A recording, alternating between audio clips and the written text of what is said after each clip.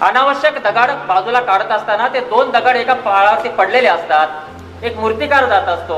गावामध्ये लोकांची इच्छा असते की एक नवीन मंदिर आम्ही बांधलेलं आहे, तर या गावाला मूर्तीची एक गरज आहे. मंदिराचा गाभारा तयार आहे, सुशोभित मंदिर आहे, तिथं मूर्ती बनवायचं आहे. दोन दगड माळावरती पडलेल्या गावामध्ये आणायचे. मूर्तिकार येतो आणि मूर्तिकाराला असं वाटतं या लोकांनी माझा एवढा चांगला पाहुणचार केलेला आहे, तर या दगडापैकी एक दगड घेतो, यातनं एक सुंदर मूर्ती घडवतो, या गावकऱ्यांना भेट देतो आणि पुढे निघून जातो. मूर्तिकार त्या दगडाला घडवण्यासाठी आपल्याकडला टाक घेतो, हातोडी घेतो. पहिल्या दगडाजवळ जातो, त्याला सांगतो, बाबा रे, तू दगड आहेस, तुझ्यामधून मला एक सुंदर मूर्ती घडवायचं आहे आणि ती मला गावकऱ्यांना सप्रेम भेट द्यायचं आहे. स्वप्न आहे.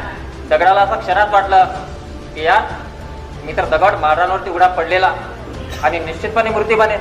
जसं आम्हालाही वाटतंय, आम्ही सर्वसाधारण विद्यार्थी आहोत, आम्ही कधीतरी अधिकारी बनू.